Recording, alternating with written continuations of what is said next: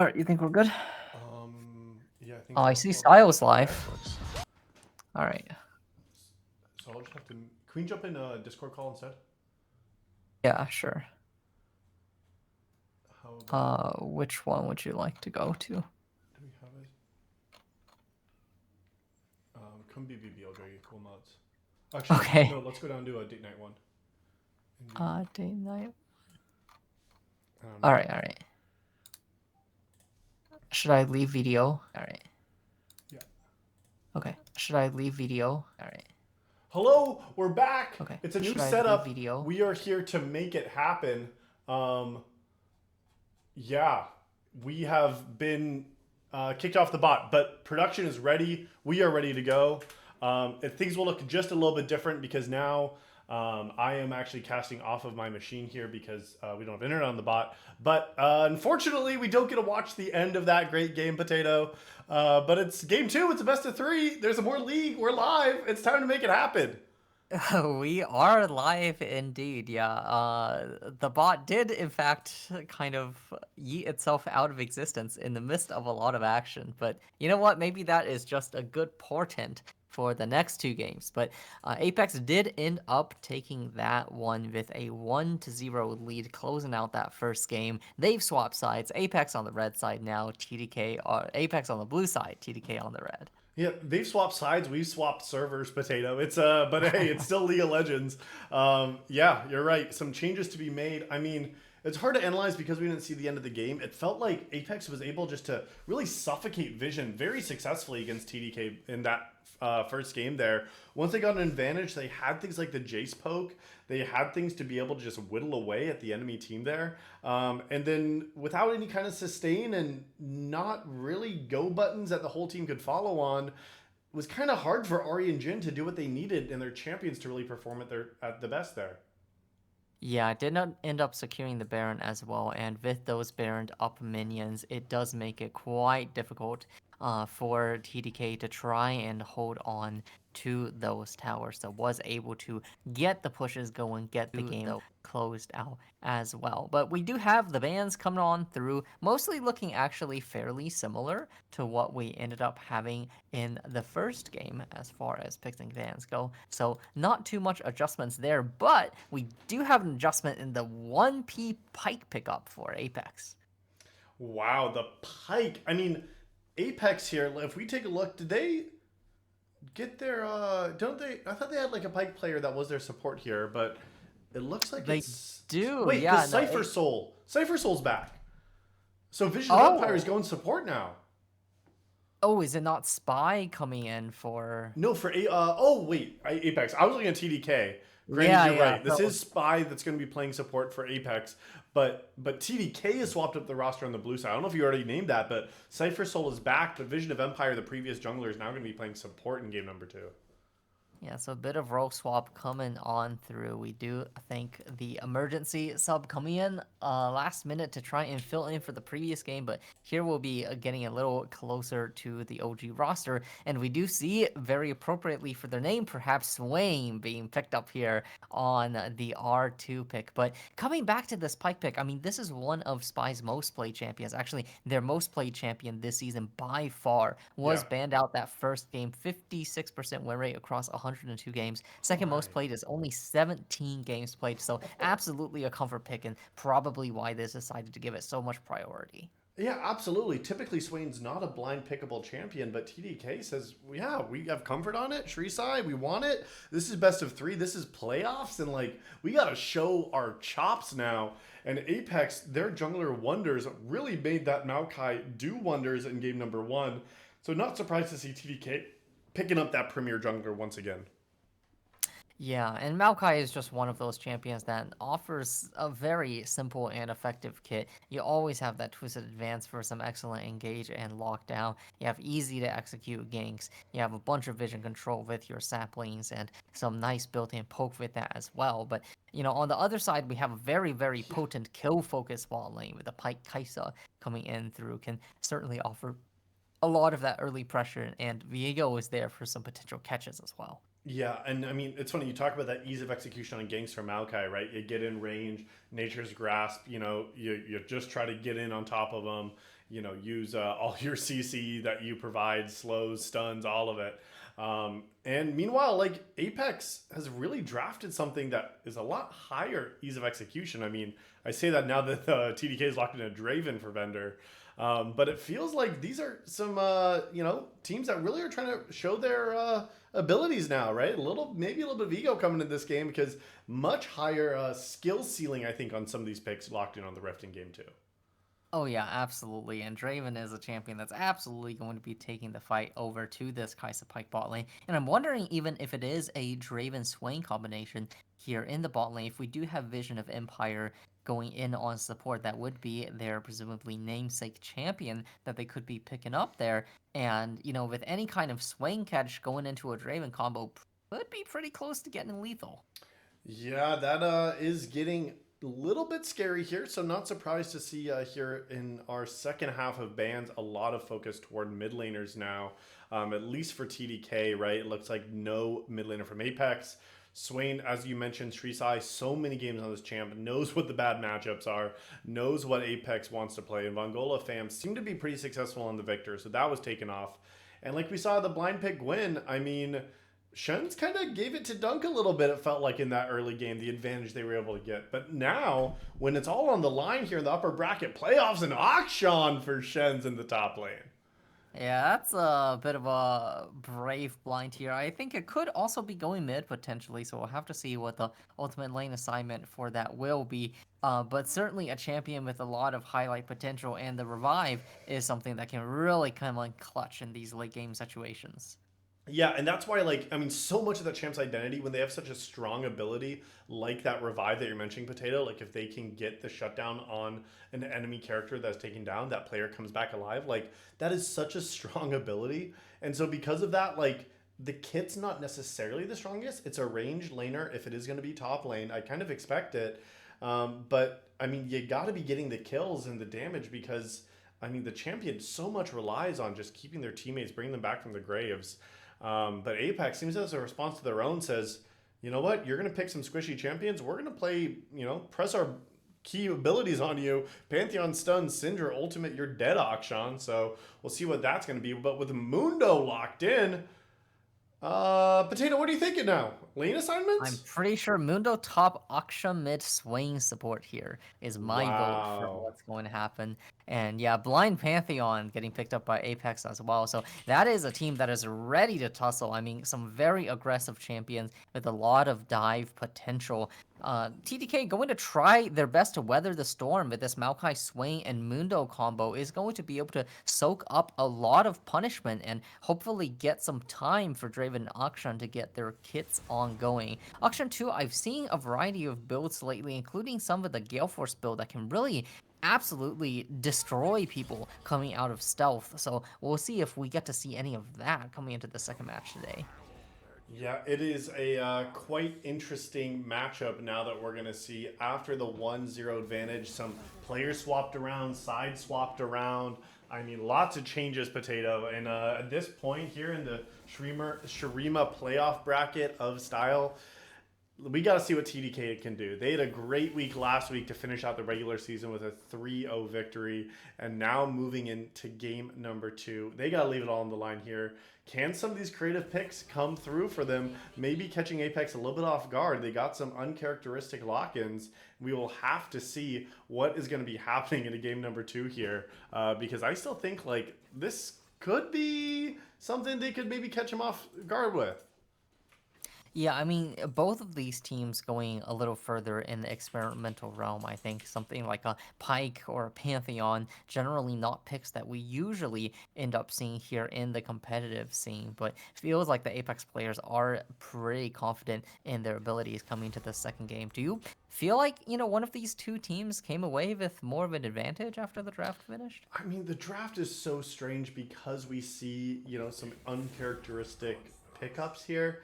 I honestly think that because we saw Apex just push their advantage so far ahead, they have champions that can really do that successfully here. They have, like, the Viego, Syndra, Pantheon. Look at these top 3 champs locked in already. Like, They have so much just kill pressure if they can get it. However, I mean, TDK kind of has to weather the storm a little bit because there's going to be a lot of onslaught coming through. And if they step too far forward, I think TDK can definitely punish with some of these range backliners. Yeah, I do get the impression that both of these teams can snowball pretty hard with their composition. Apex, of course, with the early pressure, if they get going, it could be a non-stop kill fiesta in their favor. But TDK also, if they're able to turn a few early team fights in their favor, I can see them hitting a point where the Maokai Sway Mundo frontline just are impossible to chew through and can kind of, vaguely press their buttons in the general direction of the enemy and take them down that way. Yeah, I mean, absolutely. I'm with you here. So, I mean, we are 30 seconds now until our spectator delay, and then we'll be into the game. I apologize for the overlays. We will not have overlays for this next couple of games of the series. Hopefully, it goes to all three. But while we just wait out the spectator delay, go and take a quick break. Get your channel points in on who's going to win game two. We missed it on game one with all of our technical delays, but let us know. Are we going to see Team Death Knights Blue tying up the series 1-1?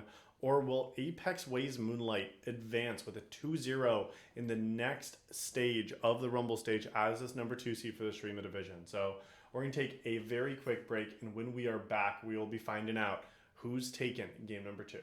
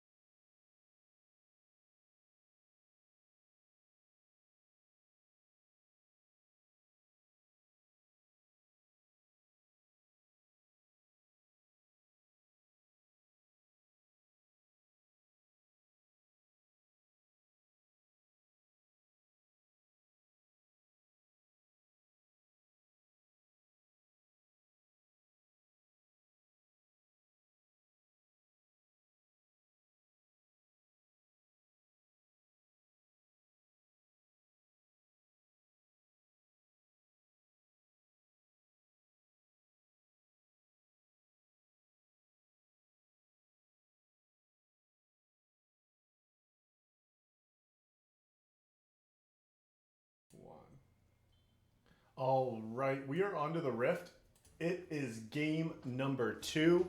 It is Potato and Llama here, bringing you the action. We couldn't miss it for the world here. We have CCS Playoff Shurima Division 10 members running down bot lane. Yeah, the 10-man level 1 bot start, and here we go. They're all going to crash into each other. Looks like both teams are going to be employing the same level 1 tactic here. Shen's maybe going to be chunking an extra cleaver over in Spy's direction, but just a bit of a trade of abilities. No one going down to that big surprise. I was kind of hoping to see 10 dead bodies out at the end of that one, Potato. I want a little bit of a fiesta here. You know, we've had a fiesta ourselves, so...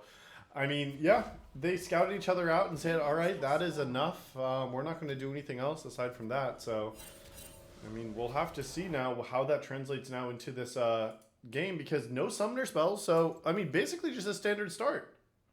Yep, pretty standard, although we do have Swain getting 2 stacks of their passive there, as well as a bit of cash money on Spell Thieves. So Vision of Empire going to be pretty happy with that one, but we do see also Parry and Spy tucked in to the alcove here, maybe looking for a little bit of a level 1 cheese. Yeah, and so we'll have to see. Maybe they get an advantage down bot lane. I want to take a look at this, and I want to talk about the rest of the map. There's nothing. Yeah, just waiting still for the moment. Vision of Empire going to be near the bushes as Dunk and Shen's also going to run into each other and Shen's immediately going to start fighting. Dunk here going to be very powerful on this level 1 Pantheon. First blood coming in through. Shen's going down. Less than 2 minutes in the game. Yeah, and I mean, I was going to point out this matchup because when we saw the 4 picks, Potato, you did call out maybe it's not, you know, maybe it's an Akshan mid. We don't quite know yet. And then I think the Pantheon was picked into the Akshan thinking, right? I mean, you talked about Shrisai, how much of this champ they have, and let's let this fight play out here. Yeah, quick dodge, but it is level 2 advantage, and Vendor going big with these axes. One more auto needed. No, the exhaust comes in through. Is going to start tanking the tower, but there is the pull from Vision of Empire. Wonder Z there on the back line. Level 3 already is going to be looking for the stun. Gets it on the flash, but Vendor is there. Axes stacked, ready to go. Here comes the pull from Spy. Does land it. Wonder Z getting very low, but does get the kill over to Parry. The claw will not hit, unfortunately, and that's going to give Vendor a few more free autos, but an explosive start to the fight. Yeah, explosive start here with both those kills going to Apex here early on in game number 2. And like I was saying here, just about the draft, I mean, I think Dunk picked the Pantheon to go into the top lane, but they are going to get a solo kill is what they're going to do there. I'm actually not sure where that last bit of damage came in after the Q from the Pantheon landed, but you know, you'll take it. Free kill is a free kill, and that's gonna be Shen's needing a TP back to catch the wave. It's looking really rough here for the Mundo. And Shen's did have like the counter pick, right? Like they had the R5, they picked the Mundo last, and I thought that like, okay, maybe we can just like, you know, outlive the early game damage from Pantheon. I'll buy some armor. The champion will be very useful, right? Because Pantheon's so strong early, and you know, Mundo has some clear and some damage, but you know, definitely known as a late game unkillable threat. And so by picking this in the top lane to go into Pantheon and then now with catastrophic deaths early game, that is so hard to play because Pantheon just can be able to go on you anytime that little guy wants. And I think that Pantheon's going to be the one going where they please in this lane. Yeah, and Mundo, while renowned for their scaling, is actually fairly weak in the early game, and we saw just 2 back-to-back losses there. And Pantheon, famously one of the strongest early game champions, so really doling out the punishment as this game gets started. Yeah, definitely punishment actually across the rift here. I mean, we take a look, solo lanes are at an advantage too, even 4 minions up on this Akshan versus Syndra lane. Granted, you know, Shrisai decided, I want to take this pick here and I want to see what this Akshan can do. But Vendor is really the one that needs to get rolling early. This Draven needs to be cashing in the Adoration stacks, needs to be getting this early damage down to pick up the kills because that is such a major part of getting the early game items for this champion.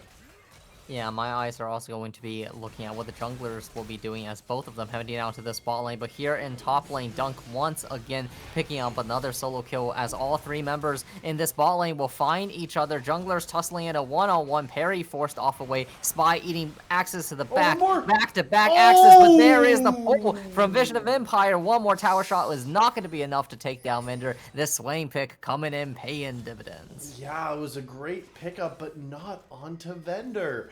I mean, Vision of Empire was able to secure the kill, and I'm grateful they got one back, their first kill of this game. But Team Death Knights Blue knows that Draven is the one who needs the gold, and we see the pressure getting exerted into this bot lane for exactly that reason. And just unfortunate that they were not able to secure the last hit onto the Pyke. Yeah, really difficult in that kind of tower dive situation, so you'll take what you can get, and I'm sure there'll be more kills for Draven to farm as we get later on into this game. Yeah, I mean, that's really what you got to do. Stack the adoration stacks, don't die yourself, and then cash them in when the time is right, you know? It's a little bit like a CD. You just put it in the bank, you let it grow, and then you cash it out. So we'll have to see if that's what Vendor can do. Be the vendor themselves and be selling that gold, because I mean, this Draven is kind of a feast or famine champion right now, and unfortunately the rest of the map for TDK is not quite feasting themselves, so we'll have to see which side this coin lands on in the bot lane.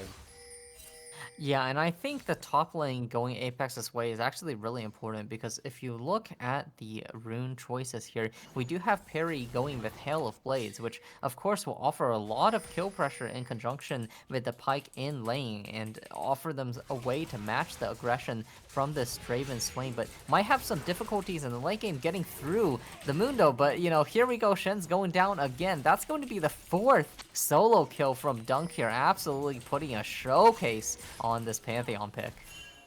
Yeah, I mean, great to see that 4-0. Dunk blind picked this in the top lane, and Shen's not able to make the counter pick work. We said this is going to be an early game champion, and it is delivering. Yeah, here's Shrisai swinging in on the auction. The Wonder Z, no ultimate available, but Pantheon has their ultimate available. Flashing over to try and save their teammate, and with the reinforcement of Syndra is going to be able to do so. Shrisai not going to be able to get there in time, unfortunately failing the flash over the wall. So it is going to be a 1-for-1 trade as the jungler goes down, but crucially Pantheon does not. And now with Pantheon still alive, looking for Shrisai, maybe their next victim. Yeah, a nice scatter is going to catch Shrisai, and Dunk goes unstoppable there. Looks like Shrisai did not quite have the vision of the Pantheon to know that they were still in the area. And now a full Ghost Blade picked up at sub 8 minutes in the game. If we thought it was rough before, wait until you see how much lethality this item is going to be bringing. And you were talking about how absolutely overpowered this Ghost Blade is after this item rework. This ability, I mean, not only do you get the active from it, but the lethality. One item can give like 50 lethality. It's insane what this item is able to do. It is a massive early game power spike. Like you said, 8 minutes in. I mean, Pantheon is so far ahead in this lane. Just in their individual lane, they are up 1,800 gold, Potato. Yeah, giving 27 lethality already right here off of the bat, and that's only going to go up as the game gets longer. Mundo already forced to burn the ultimate, and just look at that spear damage coming through. There's the active popped. That next spear is not going to land, but Mundo continuing to be under heavy pressure, even trying their best to just stay alive and pick up whatever farm they can in their tower. Yeah, I mean, instead of going where they please, this Mundo has to go under their tower and kind of just sit there now, right? It's really hard to be able to push out, and Shrisai doesn't want to give this Rift Travel without at least a look, but even though you're invisible, I don't think this is a play that you can look to contest. But Cypher Soul now is level 6, has Nature's Grasp available, and might be looking for a play bot side, but expect Spy going in. I Spy with my little eye.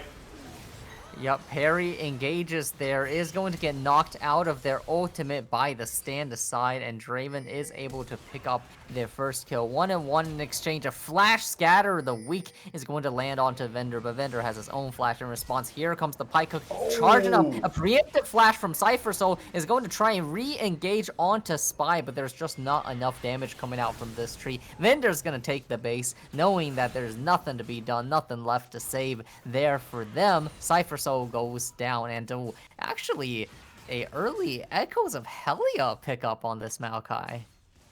Oh, a very interesting choice. Speaking of item buys there, the advantage for TDK Blue was that Draven got the cash in. We said this guy was saving up at payday loans for a play, and Shrisai, they're not saving up for anything except for another 27 seconds in the base. Yup, is going to go down once again as Oh! Spy getting caught out by Vision of Empire. So a lot of kills just going down across the map. Vendor popping their Ghost Blade active, trying to find the chase onto Perry, but Perry is going to get themselves far enough here. So it's looking like a battle of the top side versus bot side here. The mid and top side of Apex significantly ahead here. Vendor, perhaps the one saving grace, is going to be 1,000 gold up on their counterpart and also finishing their own Ghost Blade. Yep, Vendor with their own Ghost Blade. I just checked so y'all could see on the cast as well. 600 gold, 597 gold cash in right there from Vendor. So that is a big acceleration for this one point of the map that you need to be accelerated. 1,300 gold individually up, but now here comes Dunk, and this Dunk is big boy. Yeah, the Pantheon crash comes on down, forcing the flash away from Vision of Empire. Dunk going to start tanking up the tower, though, and the Pantheon no longer going to be able to block tower shots. So that shutdown going over the Vision of Empire, but a nice hook from Apex Spy. Can Perry fall here to Vendor, flashes away for the survival, and there is Imperium Pike with the crash down on the ultimate. Securing onto Vendor. Shrisai is on the flank there. Perry is oh so low, but able to just hide behind Vendor. Ultimate still is able to sneak past the line to pick it up. Some much needed kill gold going over to the auction there as a bot lane fight comes out with people falling on all sides. Wow, that little rope coming in gets the snipe through the minions and then ropes on out of there. A little sneaky auction from the mid lane, able to pick up another kill. And I mean, Draven almost found their second shutdown in the game. I think both teams know that this bot lane is the point of contention, but a big shutdown, even though it was Vision of Empire, they did kill Dunk, shows that this Pantheon is very vulnerable still if they go a little bit too far. So even some of the best Pantheons can still bleed just a little bit, so... Yeah, Pantheon maybe trying to take down gods, but was not a god himself in that moment, getting a little overzealous on the tower dive. And it was near disaster, actually, for the Apex team. I mean, imagine if Vendor picked up that shutdown and the kill onto Perry as well. It would have absolutely propelled them straight back into the game. Fortunately, though, Swain's support actually a support on which picking up gold is not too bad, is going to pick up and finish the full Rylai's here on their own base, and that's going to give some additional pressure, especially when they're ulted up. I mean, it definitely doesn't. I mean, yeah, having the Rylai's pretty big pickup here does do very, very well for this champion. I mean, the slows that you can get out, that's really what Vendor needs to stay in range. Apex Perry does not have summoner spells available. Cypher Soul right back into the bot lane. So much of their time has been spent down here. And it's going to be responded here. Apex sending both their mid and their jungler to cover this bot lane play. Vendor is going to be the one that they need to get on, but Vision of Empire pops the ult early. Yep, full 4 coming on down. Swain ult traded for the Pike Ignite there. Mongolo looking for a potential scatter, but is not going to find it. The players are cognizant that the mid laner is missing, and now it's Shrisai's time to move. But look at Pantheon also walking on down, potentially preparing for this dragon contest here. It looks like Apex is going to be able to secure all control of the area. So that's first tech stack picked up, and that's a pretty nice Drake if you're just looking for some stats. And Dunk is going to make their way back up to this top lane and get back to our regularly scheduled programming of this Mundo getting bullied out. Yeah, Shrisai trying to come on up, but Dung still might have the damage. Shen's no ultimate available.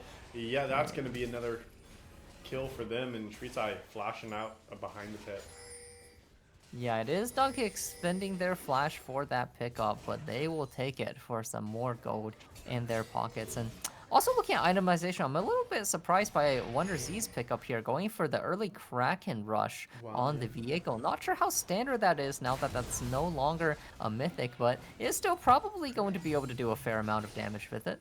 Yeah, I have seen a little bit of Kraken Slayer on champions, especially like Bel'Veth, because you still do get that same active or passive with it, right? The extra every 3 autos, you get some of that true damage. So still has some potential there, but flash from Spy.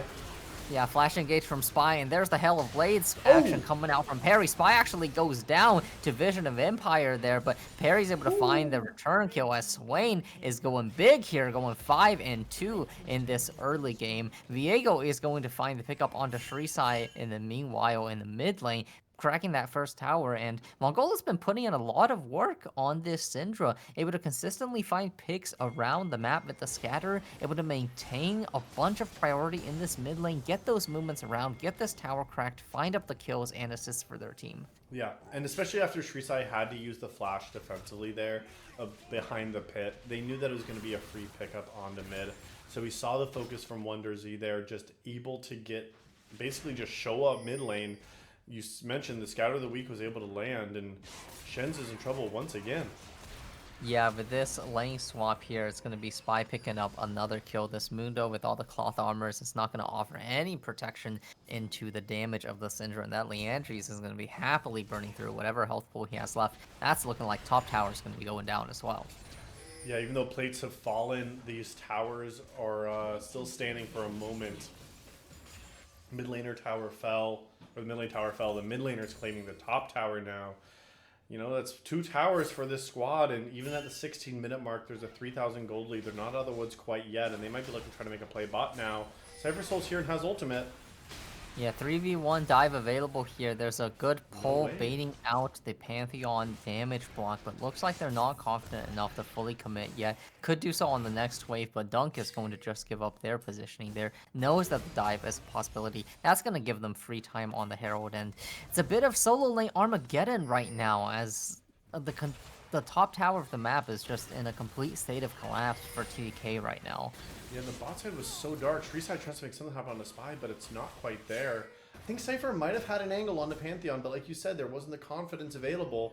With the Rift Herald being taken, that would have been the signal that they could still fight it. Granted, Vision of Empire and Vendor do get the bot lane outer tower at least, and Shen's forced to try to run away once again. It looks way low, but Wonder Z is there with the flash engage. It's going to easily finish that off. With the Heartbreaker going on a killing spree here. This 5th pick Mundo really not quite working out the way they would have liked it to. Fortunately, at least Draven here is with a big advantage. I mean, 50 CS up on their counterpart, 2 completed items there. With that shutdown gold is now at 7.6k gold, almost the richest on the map. So, you know, if the rest of the team is able to stabilize enough, if they're able to get some kind of team fight where Draven is able to do work, maybe there's an angle back to it, but I don't know if the regular just send your players into their own lanes is going to be enough for TDK to hold on here, because Syndra and Pantheon are just going to continue bullying their way through the rest of the game. Yeah, you're absolutely right, and I do think there comes a point, at least when Pantheon does fall off just a little bit. Granted, they do need to make a couple more mistakes, I think, in order to fall off. But you're right, Syndra already with double needlessly large rods in their inventory will be picking up a death cap second, and that is just an absolutely monumental power spike. But look, here's the play bot again. Tower's dead. There's the Pantheon ultimate just in time for the tower going down. Twisted Advance is Team's good here. though, forcing out the stopwatch, and here's Dunk, needs one more auto. It's Vision of Empire picking that one up, and that's swaying, flashing forward. There's the Revitalize value, a big shutdown, 600 gold going on to Draven. Apex On top of the Passion, and there is Spy going to go down too to the snipes of Shrisai, and it's Apex looking for the engage there, but TDK was ready to punish. The CC lockdown was good. The damage was able to follow. Perry and Wonder Z not in that fight, so the 3v5 goes over in their favor, reducing the gold lead down to 2k, and this will be a dragon pickup, a much needed reprieve for TDK coming out here. Yeah, and just in the nick of time, because look at Mongola's inventory, Potato. After that reset, they now have the completed Rabadon's death cap. That is going to give them so much power. They are running out of base now with a total of 293 AP, and that's only going to be going up from here. So, yeah, they got the play that they needed. They were able to get the members down there fast enough. TDK picked up the essential kills and got the dragon. Like you said, this is now the Infernal Soul that's on the map. They have one of them already claimed. And Apex, though, right back to pressuring. Yep, there's 4 people here ready to look for a pick, but the camp is taken and the players will back on off. And, you know, despite all the solo lane leads, right, this Syndra, this Pantheon, these are not tanky champions. They can absolutely fall, especially in the face of great damage and great CC, which are 2 things that Vendor and the crew are able to bring currently. Shen's is able to trade the tower, giving away their own life for it. But, you know, Bao's principle, the more you die, the less you're worth, right? So at least it's not going to be that much gold going on over and is actually drawing and delaying so three much members here pressure. for a very long time, still staying alive. And maybe He's out this of can there. even be Wonder Z Now here's the team. traded on the backside. Yeah, here's the twisted advance. Wonder Z forced They might to win ulti it. out in a nice two-man pull from Vision of Empire. It is Vendor at least going down, but this Swain is unstoppable looking here in the front line. Oh, that axe nearly finding it. Vendor wants it, chasing, but does not quite find it. But look at the pressure from the rest of the team. Shen's pulling so many members, and that allows everyone else to get free time, forcing out so much from the members of Apex. Yeah, you might be 0-7, but I mean, the team just tried to kill Shens. And you might be 0-7, but like, you're still gonna be a Mundo. Yep, and here comes the Pantheon ulti, but Vision of Empire is there ready to frontline for this Draven. Wonder Z is going to try and find the catch, but the stun is dodged away from. And now the chase begins in earnest. Can they find a Vision of Empire get stunned on? This will be a shutdown. 900 gold. That was a big swing going on over to the Viego there. The rest of the members sprinting out for their lives, and that's going to be the signal. Probably start the Baron. Yeah, no, but they're just trying to push all the way out of this space as the Baron is getting started. They don't want to attempt to steal, and the map is so dark. No members have any vision in this top side at all. So Shrisai, Cypher Soul now need to face check into here. Shrisai is invisible. He's going to try to look in, but here's Spy. And there's the Baron. Not enough time. The Whirling Death going to go on through, but no pickup to be had and no objective steal. The teleport is going to cover the bot lane play as well, so Shen's unable to trade away that tower. And yeah, just a bit of overstay from Vendor and Vision. They're really wanting to take down that tier 2, feeling that, you know, this might have been their chance to get on back into the game, but the Pantheon ultimate, the chase from the rest of the team is simply too strong. Of the week is used, but Shrisai not quite the right jump there. Does use the ultimate to get some damage. You're right, there are angles, and I mean, there's still some chances. What I'm really curious about here is take a look at Mundo's build. You mentioned this early on with the Echoes of Helia here, but has opted for another support item with an Imperial Mandate, another very low econ item for them to pick up. It has got reduced in gold, and as long as you're getting some slow or immobilize, you're going to be dishing out even more damage to your team. I mean, it's an interesting kind of setup. I haven't been seeing this quite yet, but I mean, they're really just trying to enable Draven to be the one-shot champ here in this mid-game and in these team fights, but it does mean you're a little bit squishier if you're going to be the Maokai. Yeah, certainly, but these double mandates are going to be quite easy to proc. I mean, Swain's going to do it very consistently with this Rylai's build, and with all the saplings coming through, with every single ability in Maokai's kit able to proc the mandate. Not a bad way to go when you're this far behind in gold. And Auction and Draven, these are champions that are pretty good at consistently proccing these as well, so we'll have to see how the value might come on up. This is the Baron Siege coming on through. I'm looking for potentially a numbers play here on one of these sieges, maybe a Twisted Advance coming in from the sidelines, but looks like for now they're just going to try their best to hold on to the towers they can. Shrisai just going to solo push in the top lane response. Maybe trade a top lane tower for some inners? Yeah, maybe that's the play be here, but the wave clear is not massive. Vision of Empire now caught out. Ooh, Vision of Empire instantly exploded. No Zonias will mean no survivability, and that looks like a tough time if you are a TDK fan, as the Pantheon ulti comes crashing through, and what seemed to be a little bit of hope earlier on is quickly dashed as the Baron Siege continues, and two members, the members that they need to be alive, that they were banking their hopes on, goes down. Yeah. And it is just really good recognition from Apex. They know in a 1-3-1 they just need a force, and that's what they did. They're continuing to force with two members dead. Yeah, and this tower is going to fall as well. Wonder Z now turning on their teammates as Viego takes up their soul possessed there. The Auction ultimate is going to be very well blocked by the Pantheon shield as they're going to take their inhibitor and get out of dodge. Yeah. So, like I was mentioning, it was really great play. Auction showed top. They saw the Mundo bot. As Apex, they had great recognition to say, we just need a force, and we need a force now. And they were able to do exactly that. The hook went on to Vision. They brought in the Pantheon ultimate over the top, and just were able to shred those two players under tower. And because Shrisai was not able to respond to it, there was no way to take any kind of fight, even under the tower. And so Apex, really great recognition, and that's one of the struggles, because you said, maybe Shrisai can trade for top lane, right? Like, maybe there's a way where we can try to get an inner here. but properly responded to from Apex. They do have the lead, and they were able to execute on it properly. So really great to see that. And we might not see Spy done quite yet. Another pull.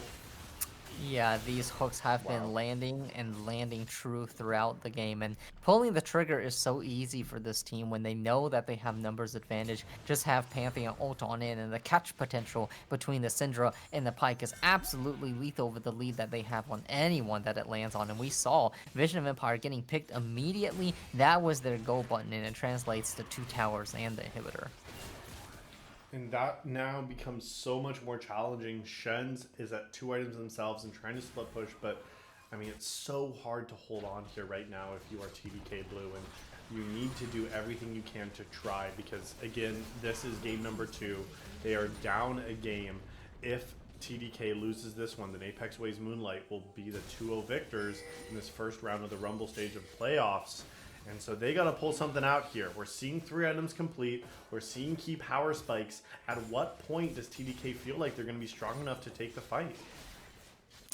Yeah, it's going to be tough, and with Syndra finishing the Zonias here, that's going to be another great defensive item. Both Viego and Syndra has those available. Pantheon has his shield as well, so a lot of potential damage mitigation available to the members of this team. They are 5-man assembly here now in the top lane. Syndra not quite with the rest of their team just yet, so may have a small window if they know about the missing members, but looks like they're not going to do anything for the moment. Shen's very narrowly dodging out on a hook as the siege continues. Vision of Empire might not be spotted though and have the stopwatch available. They got the pull.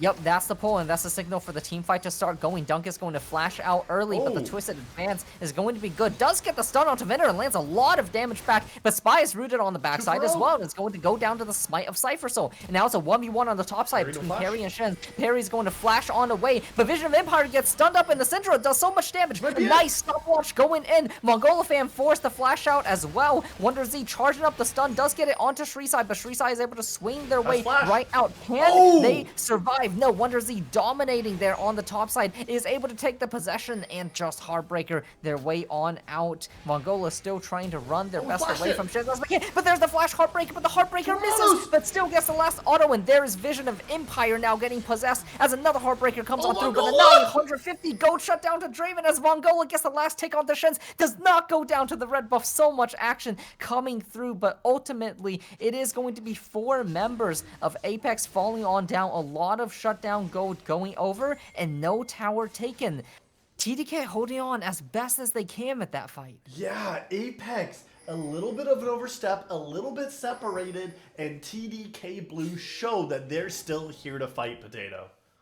Yeah, and after that team fight, look at Draven's gold. 3,800 gold in their inventory. That's going to be another full completed item going onto 4 items there. But crucially, stopwatch still not used by Viego, whereas it was used by Vision of Empire, as was their flash. And those are 2 big defensive tools that the Swain needed to be able to buy space to get these team fights going. So Swain's probably going to be sprinting their way to Azonius, but I don't know if they'll have time to finish it before the game's gonna wrap up. And this Baron is already started, and it is so dark. Take a look at this Vision line now. They now have Vision. Vendor's gonna look for a little bit of a steal. Will they be able to find it? It is gonna be short, and with so dark, the Q over the wall tries to get it.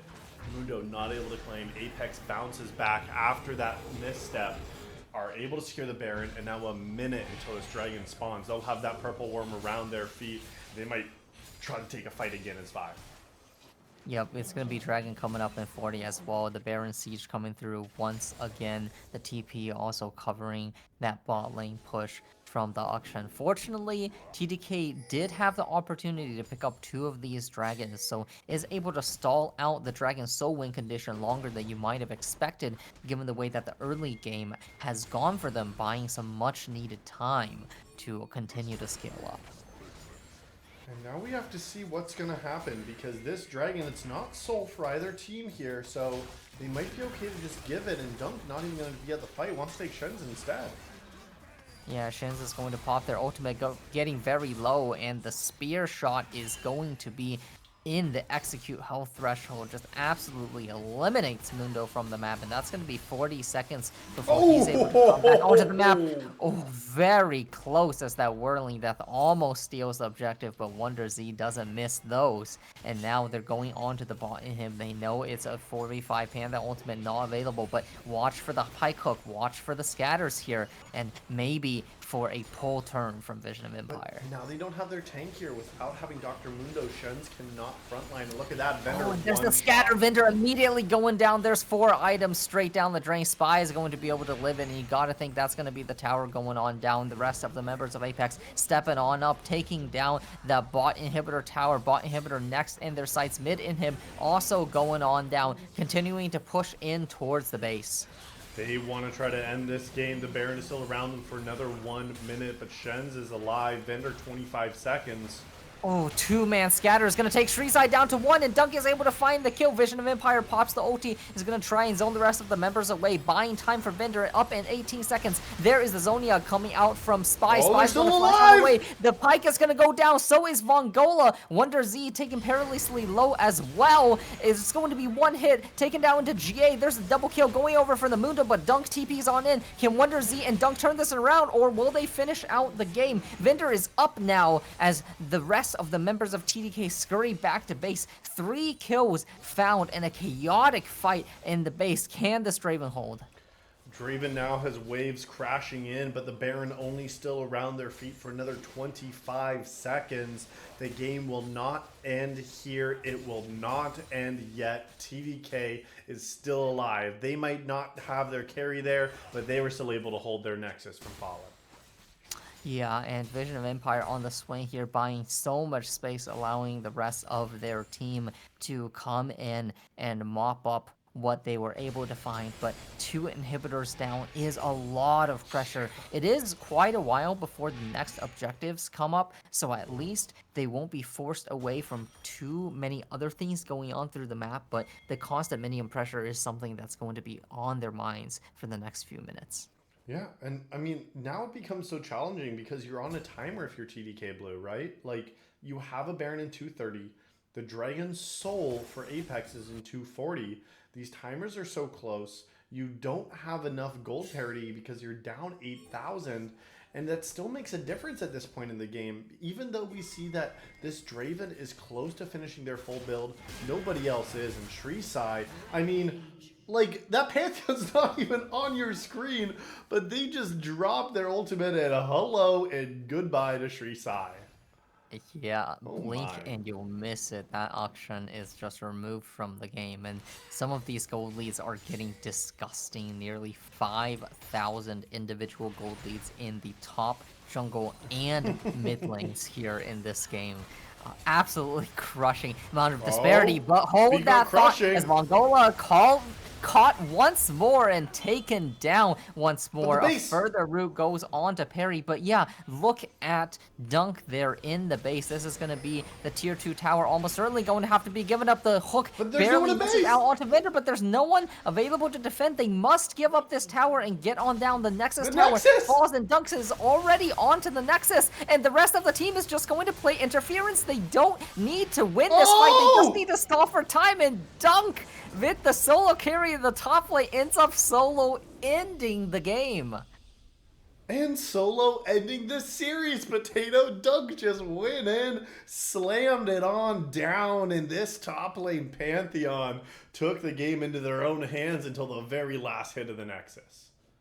Yeah, last game we saw Dunk on the losing side of some trades and 1v1s in the Gwen versus Jace matchup. And this game, he took that personally, as there was no mercy shown towards Shen's or any other member of TDK. Yeah, not at all. There was a moment, and there were still picks that TDK Blue looked like they were able to try to at least fight back. But unfortunately, the gold deficit at that point was still insurmountable. You called it out, Potato. 5,000 gold difference individually in the top, mid, and jungle matchups. And I mean, that was just absolutely impossible for TDK Blue to be able to come back from. Yeah, a masterclass showing by the top side of their map. They're able to find the solo kills, able to find the map movements, able to get those objectives secured and those team fights won, and coming away with the series. And now that was only round number one here, Potato, in the start of the season 15 style esports playoffs in the Shurima division. Apexways Moonlight will move on here into the round six here of our Rumble stage. They will be facing the winner of Blastburn and Feet Lovers Gaming. Meanwhile, TDK Blue now, they have to go in a knockout stage through the losers bracket to see if they can fight their way back up through here. Because, yeah, this is still a double elimination. But Apexways Moonlight showing that they are the number two seed and they deserve to be. Yeah, absolutely showing themselves why they are contenders for the title tonight. And, best of luck to TDK in the bottom bracket run as well. We've seen teams come through with bottom bracket victories before, and they did show quite some bit of resiliency in tonight's matches as well. Despite the dire state of game two, they were able to come away with some team fights, balling in particular showing a lot of power here, so maybe they can bring some of that into their second round matches. Yeah, we will have to see. Those matches will be coming up next week, but the first round of playoffs is not yet over. Still here this week, we will be having even more matches. Tomorrow evening, TDS and Verdant Chaos will be bringing you the matchup between PSE Black and Mythic Academy. They are going to be coming here from our Targon division. And then on Sunday, we're going to have Mythic Omega and Spacey Groove currently slated to be hitting the Rift as well. So we are in so much style esports playoffs action. We hope that we can bring you more of it, whether it's on this channel, on this cast, or we got our real spectator back. But I mean, there's going to be way more playoffs action, and we'll have to see what happens in the Shurima division as these teams continue to face off. Absolutely. So, congrats to Apex tonight. Hope you won't miss any of the following matchups. Thank you so much for joining us tonight and for your patience as we tried to work through the various technical difficulties, and hope to see you back next time. Have a great night.